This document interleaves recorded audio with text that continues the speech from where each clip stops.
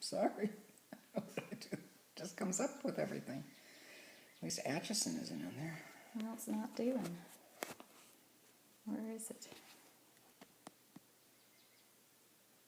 Okay, we're trying to do this.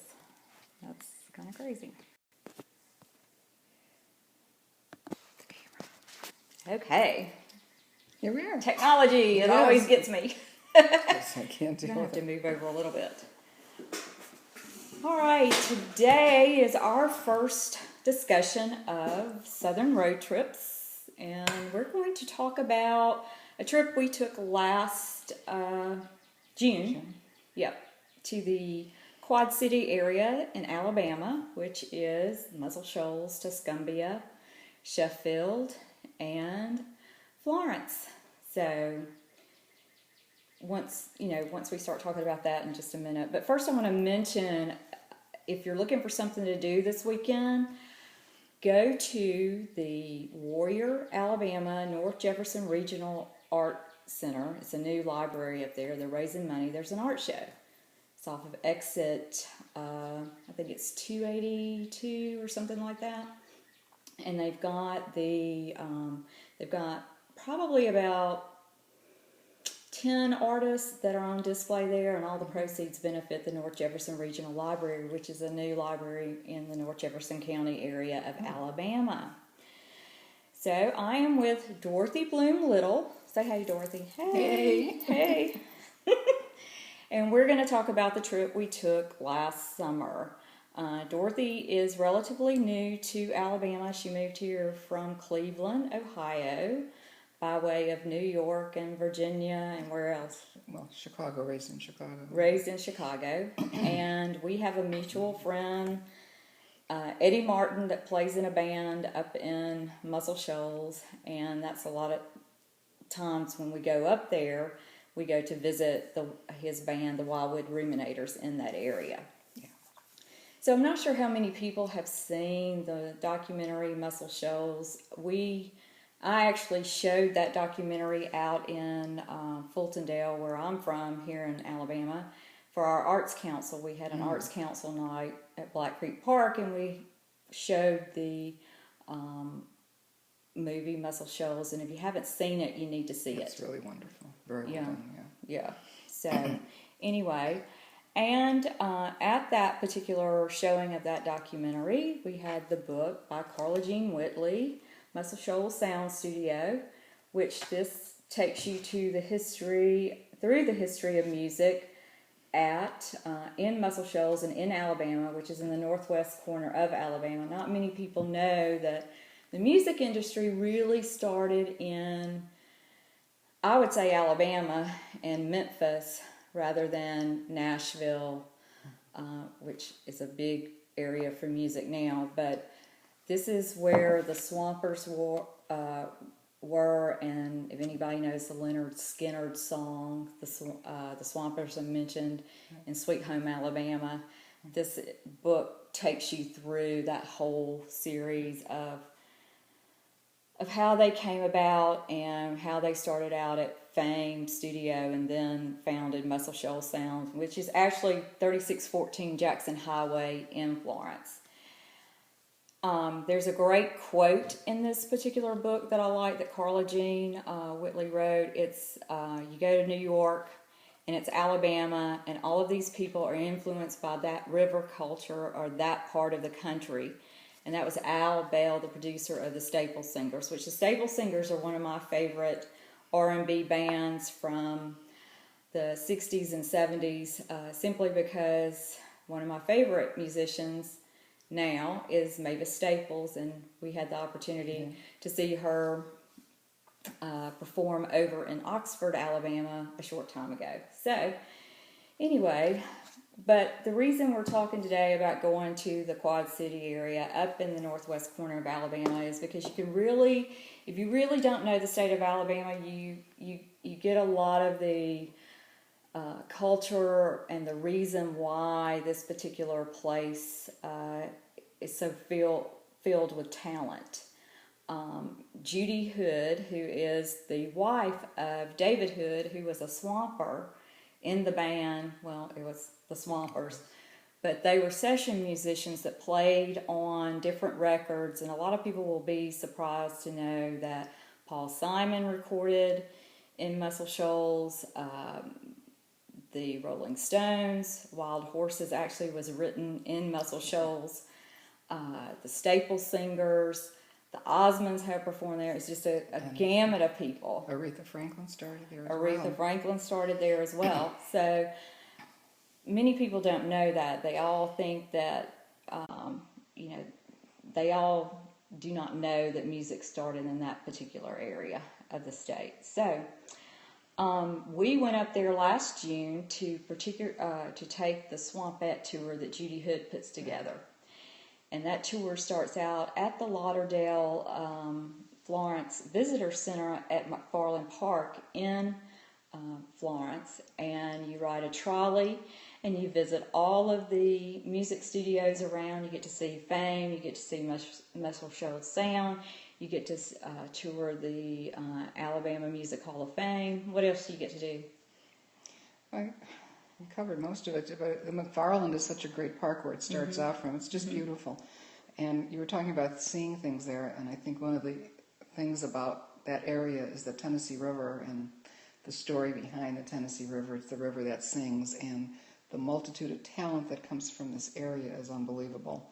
And so many people, even in Alabama, are not aware of this area. And I just think it's real important that people take a visit and see. Yeah, yeah.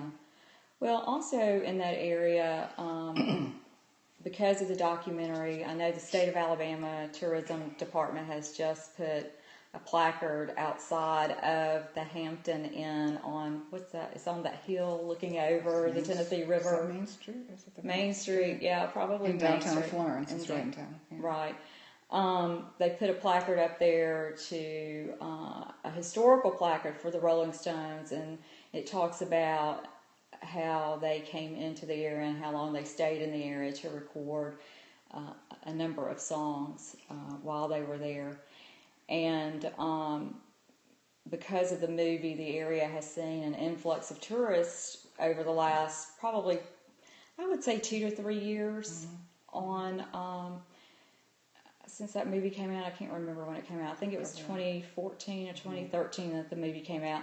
So you've got all of this stuff to do, all this history to do, but there's really more to that area than the music scene. There's festivals and art.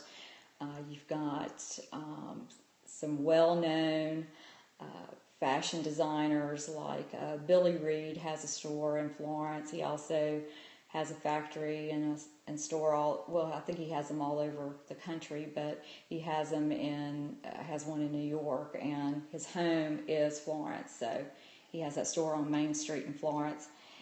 And then you've got Tom Hendrix Wall, which I'm going to let you talk about more so because you've visited the wall more than I have. Yes. So why don't you talk about that? Before I talk about the wall, I just wanted to add that we're talking about artists, and he has become one of my favorite artists is Tim Stephenson, and he is nationally known for his watercolor. And if you have never seen any of his art, you have to check his website because it's the most realistic work I've ever seen. I mean, he's awesome. So, right. What is his website? Tim Stephenson, but I don't know. Well, you can find him on Facebook too. Right. I think it's Yes, Tim Stephenson on Facebook. Right.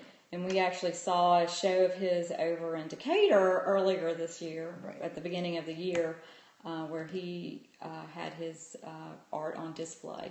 Is he mostly, what is he, watercolorist? Yeah. He has some really nice art. We've actually visited his in-home studio. Yes. Unbelievable. The amount of art there, and he's just fantastic. Yeah. But let me get to the wall. Yeah. Tom Hendrix Wall is just a work of art in itself, and it has just become part of the National Historic Registry, I think, this past year, as the largest memorial dedicated to a woman in this country.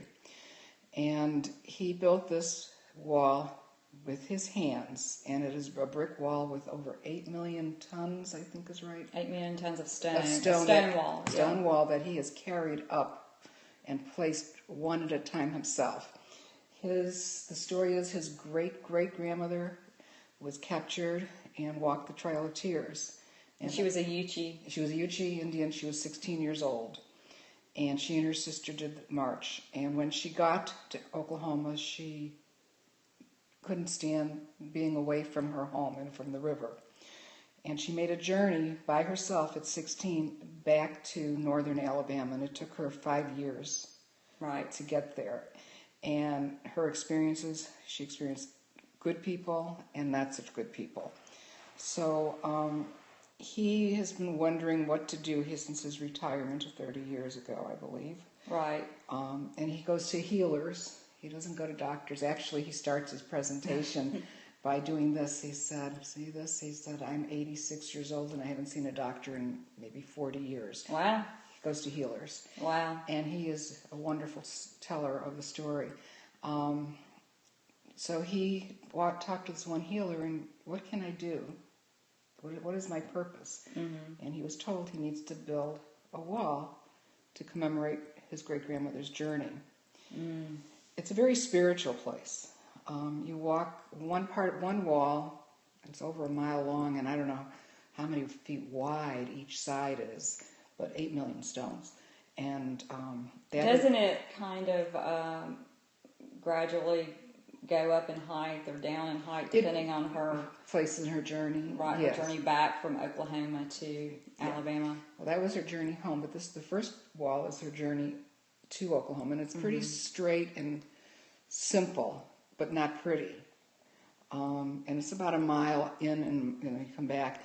The other wall is her journey home, and as you walk into that wall, into this pathway, the first part is the ancestors' wall, and he has stones that actually look like faces. Mm-hmm. In the stone wall. And it's kind of creepy. It's just like, wow. It's like, wow. Yeah. Yeah, you get chills. Right. And then as you meander down the path, because this meanders the wall and the path, and you come to a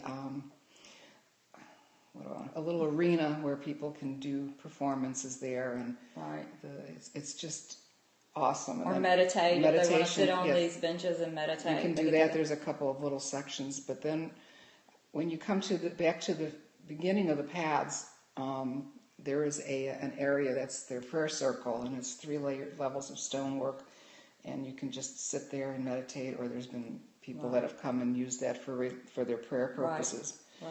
People from all over the world have come there. People leave tokens. He's had monks from Tibet that have actually come to visit this place. How many different religions has he had? Do you remember? Because I can't remember what he said. How many different religions he's had. I don't know. I had done some more research on that there were, I think almost every religion in the world, religious sector in the world has come to visit this wall. Yeah.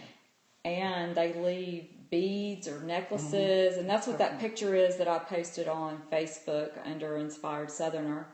I said, what does this picture have to do with the Southern road trips? But if you go to this wall and have this very spiritual experience, you can see all the tokens that people have left in honor, I guess, of their relatives. Or in the history of their religion. So it's very interesting, very spiritual. You can spend hours there, right? And I've been there several times. Yeah. And it never ceases to amaze me how calm I become when I'm there. And Tom himself is a healer, and when he talks to you, and he makes you feel like you're the only person there, and he makes you feel that you're important. Right, which is always good. Yeah. So what's the part about, I remember from his story last summer, the part about her umbilical cord was thrown into the river. That has something to do with like the singing river and the music and calling folks home and that kind of stuff. So it really is a spiritual place, and they really make you feel like you can kind of feel the river flowing. And I think when we went to Tim Stevens' house, isn't his house on the Tennessee River, or does it flow behind his house? He's on the water. I don't know if it's the Tennessee, but there's water there. I think it is, because I think he paints that too. So the very artistic area, a great place to visit. Tom Hendrix Wall is actually off of the Natchez Trail. So the Natchez Trail comes in right there in that area of North Alabama, and you veer off of it onto, I think it's Highway 20 or something, or County Road 8 or Highway 20 to find this. And he's open daily, but at sundown I think he closes. Yeah. And one of the reason for the wall also is that as she made her journey back, when people opened their homes and she stayed with them, before she left, she would build a little mound of stones. Meaning, I've been here, remember me. Hence the wall. I've been here, remember me. And I think there have been several articles. I know there's a New York Times article that has been written about this particular wall that Tim has made in honor of his great-grandmother. I think that, how many trucks did he say he used? I think he went through 4 or 6 pickup trucks. And there's no mortar in between these that's stones. Right, yes. There's no, it's all it's just all open. Piece by piece. No cement, nothing. Yeah. And he built it all himself with one stone at a time.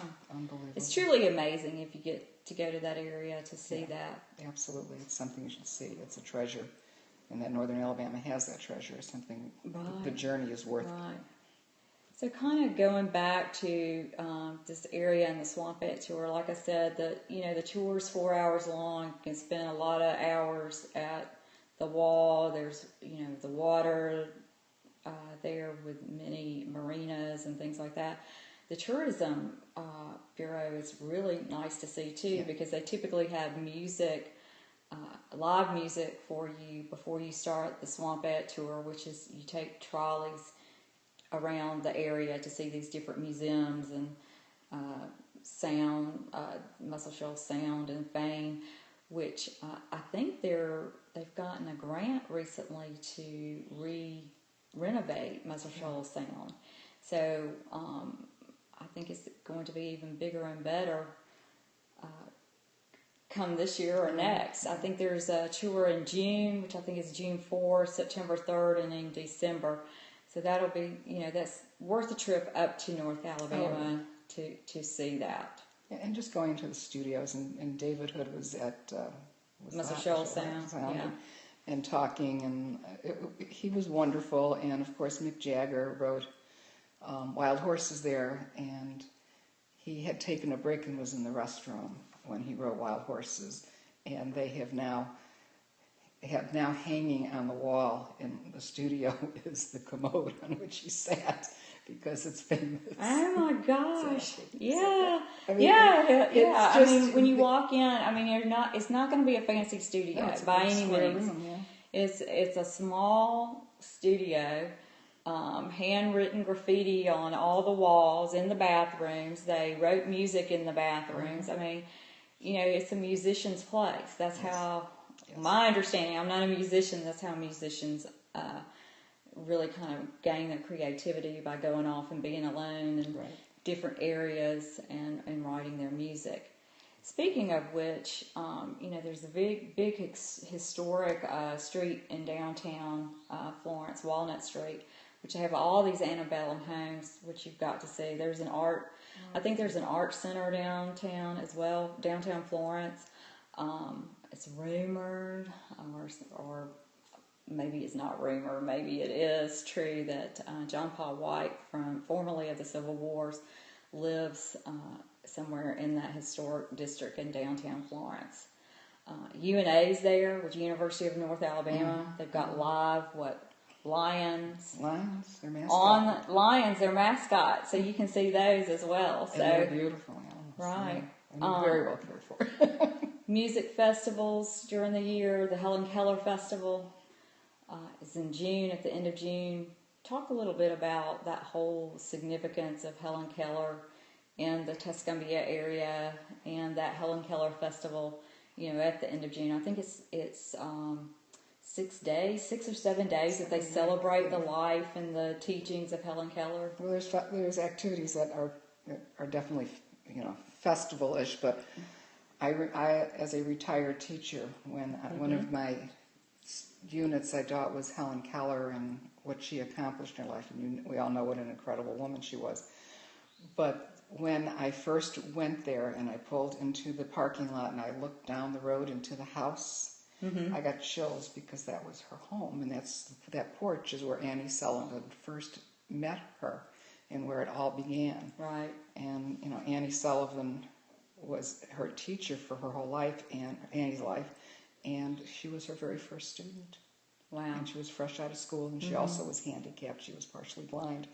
But the house is worth the visit itself, and you can go out and see the pump by the well where she first learned the connection between words, the symbols, and that they have meaning and such. It's a wonderful experience. I've gone there more than one time as well. Whenever I have company, I always take them. I think I've been to the Helen Keller Festival a couple of times over the last few years. I think 2 years ago is when I was there last. And we have several friends who play. KGB band, Carrie Gilbert's band, they play. The Wildwood Ruminators play. They have music and art, and then they do a play at the house itself.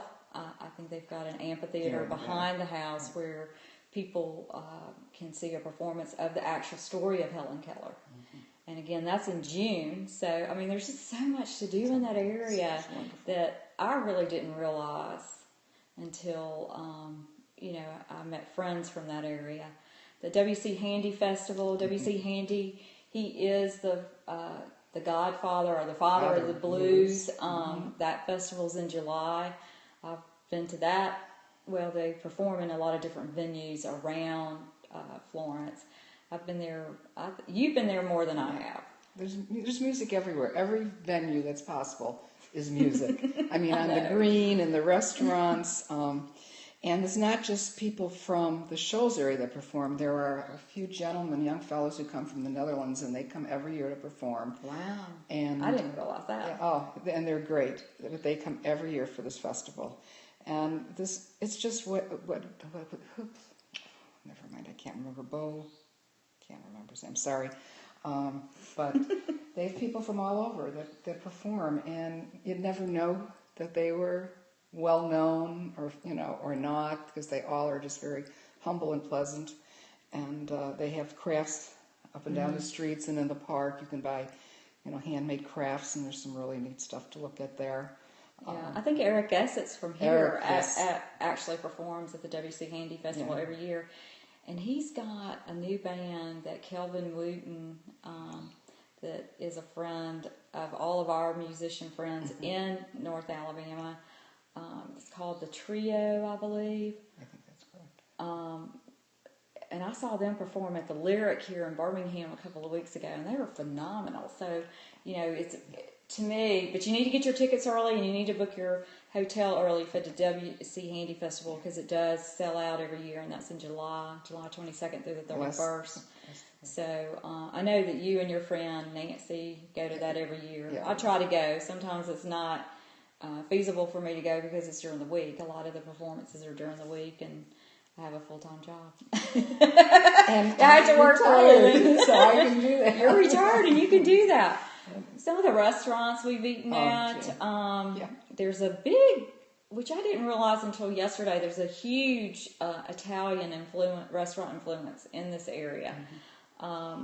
Rigatoni's, Amy's over in Sheffield, which is one of the other little towns. It's right there on Main Street in Sheffield. And then you've got Rosie's Mexican Cantina, which is always a great place. It's lovely, huge Mexican restaurant. Towbridge's Ice Cream. You've eaten there. I haven't, because it was closed. It's awesome. Yeah. It's all homemade ice cream. It's delicious. It's like a soda shop. Yeah, it looks like an old soda shop. Soda just shop, really right. neat. It's just everywhere you look. I mean, the shops there are interesting to just browse through, and just the people on the street are just warm and friendly and hello. Yeah. And as Kara had mentioned, the university, and I had the opportunity to go look at the lions in the cage, and they're like the most well cared for animals you've ever seen. And they wouldn't let me pet them though. I know, I wouldn't think so. But there's just so much. It's just a wonderful, wonderful experience. I think the other place that's new up there is the Florence Pie Bar, which is, I went there a couple of years ago in June. The pizza place, which is just a very lively, very southern atmosphere, but lots of art and lots of music and lots of history. If you're very interested in taking a short trip, you can do a day trip. It's an hour and a half. Maybe an hour and a half, 2 hours north of downtown Birmingham.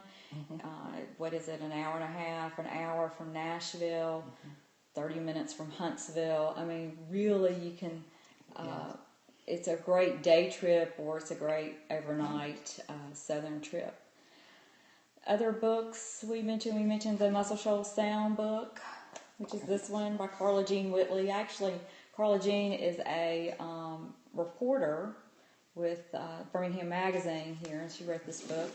And then you can get Tom Hendrix' book, If the Legends Fade, and this is all about the story about his great-grandmother, who was a Yuchi Indian, who was forced out of Alabama in the Trail of Tears, and was taken to Oklahoma for her to escape on her own.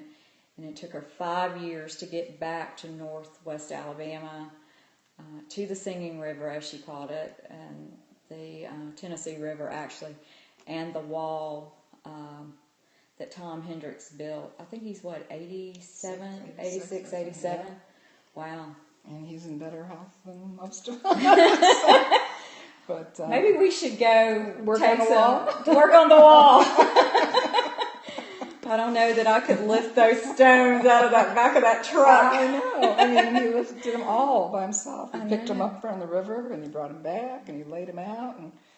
And he didn't have a plan, he said. He just felt this is the way it should go. Yeah. It was his calling, I guess, as we say here in the South, his calling. But he never had a plan, and it's just wonderful. Yeah. And it just is captivating. So are you going back to the...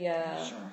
The Helen Keller Festival this year? I will try, and definitely the Handy Festival. And if I may try to get up there too. You need to go. And if you love music, it's there. If you love art, it's there. If you just love the beautiful terrain, it's just gorgeous. And coming from Chicago and Cleveland to see the mountainous areas and the valleys and the greenery. Did that surprise you when you moved here?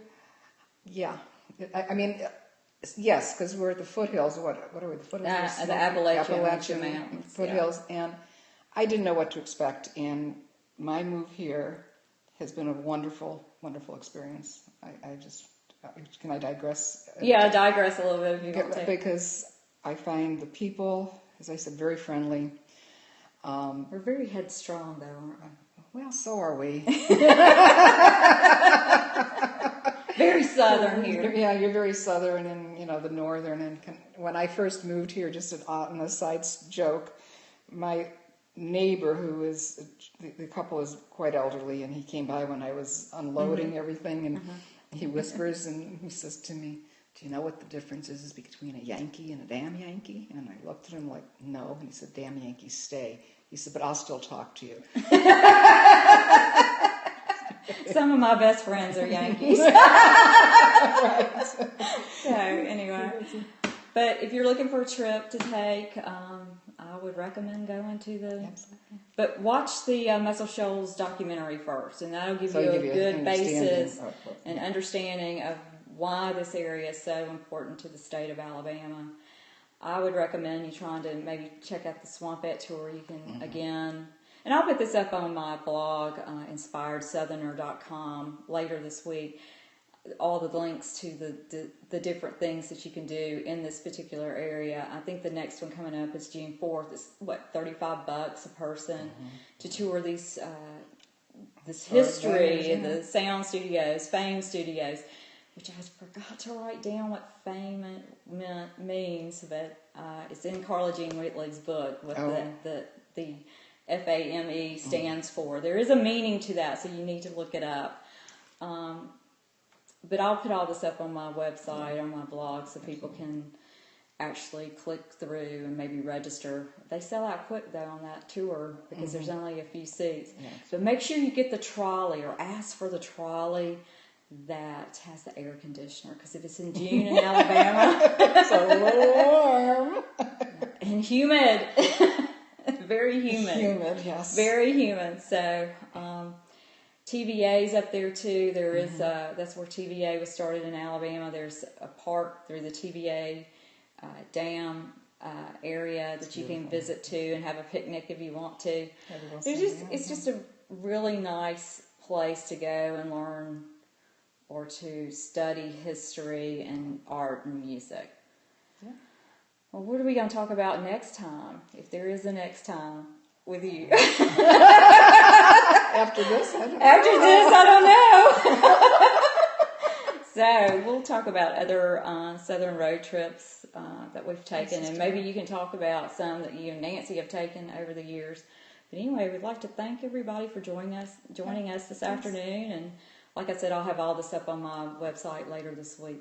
Sounds good. All right. Thank you, Dorothy. You're welcome. Thank you. Bye-bye. Kara. Bye.